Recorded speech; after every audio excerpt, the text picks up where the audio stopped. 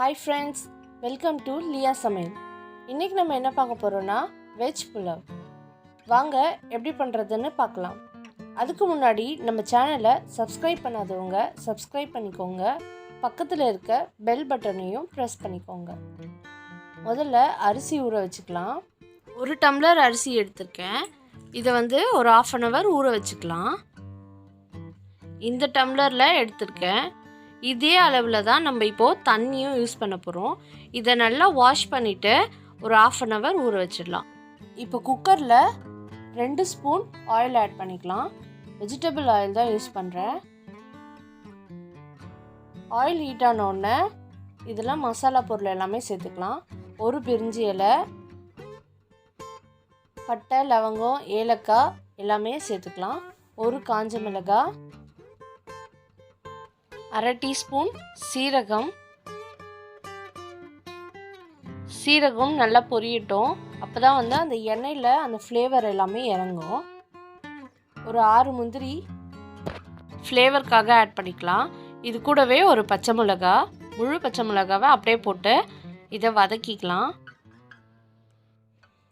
லைட்டாக வதங்கினதுக்கப்புறமா ஒரு பெரிய வெங்காயம் நீல வாக்கில் கட் பண்ணியிருக்கேன். இதை சேர்த்து நல்லா வதக்கிக்கலாம். இது புலாவ் அப்படின்றதுனால நிறைய வெங்காயம் சேர்க்க தேவையில்லை. வெங்காயம் நல்லா வதங்கிடுச்சு. இந்த மாதிரி கலர் சேஞ்ச் ஆனால் போதும். இதில் 1 டீஸ்பூன் இஞ்சி பூண்டு பேஸ்ட் ஆட் பண்ணிக்கிறேன். ஒரு 2 minutes இஞ்சி பூண்டு பேஸ்ட்டோட ராஸ்மெல் போகிற வரைக்கும் வதக்கிக்கலாம். இதில் இப்போது ஒவ்வொரு காயாக நான் 1/2 கப் எடுத்திருக்கேன். Carrot 1/2 cup, beans 1/2 cup. நம்மளுக்கு தேவையான எந்த காய் வேணாலும் ஆட் பண்ணிக்கலாம். Potato 1/2 cup, cauliflower 1/2 cup. இது எல்லாத்தையுமே இப்போது எல்லாம் சேர்த்து வதக்கிக்கலாம். காய் இப்போவே நல்லா வதங்கிடணும். இதில் ஒரு தக்காளி நீல வாக்கில் கட் பண்ணியிருக்கேன். இப்போ அதையும் சேர்த்து நல்லா வதக்கிக்கலாம். தேவையான அளவு உப்பு சேர்த்துக்கலாம்.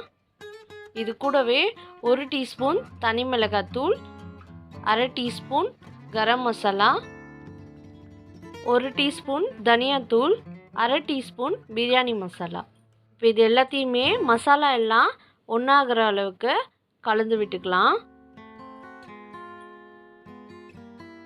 காயெல்லாம் வதங்கினதுக்கப்புறமா நம்ம தண்ணி ஆட் பண்ணிக்கலாம். 1 கப் அரிசிக்கு 2 கப் தண்ணி சேர்த்துக்கிறேன். தண்ணி ஊற்றினதுக்கப்புறமா உப்பு கரெக்டாக இருக்கான்னு பார்த்துக்கோங்க.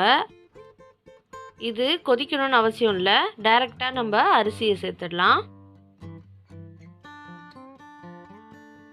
இப்போ இதை ஒரு கலரிட்டு குக்கர் மூடி போட்டு விசில் வச்சிடலாம். 4 விசில் வச்சு ஸ்டவ் ஆஃப் பண்ணிவிடுங்க. ப்ரெஷர் குறைஞ்ச உடனே ஓப்பன் பண்ணி பார்க்கலாம். பாருங்கள் எவ்வளோ உதிரியாக புலாவ் ரெடி ஆயிடுச்சு. இதில் லாஸ்ட்டாக 1 ஸ்பூன் கீ ஆட் பண்ணிக்கலாம். இது கூடவே கொஞ்சமாக கொத்தமல்லி தழை ஆட் பண்ணி முடிச்சிடலாம். அவ்வளோதான், வெஜிடபிள் புலாவ் ரெடி. சிம்பிளாக வீட்டில் வெரைட்டி ரைஸ் செய்யணுன்னா இதை கண்டிப்பாக ட்ரை பண்ணி பாருங்கள். ரொம்ப நல்லாயிருக்கும். நீங்களும் வீட்டில் ட்ரை பண்ணிவிட்டு எப்படி இருக்குன்னு லியா சமையலுக்கு கமெண்ட் பண்ணுங்கள். மறக்காமல் சப்ஸ்கிரைப் பண்ணுங்கள். தேங்க்யூ.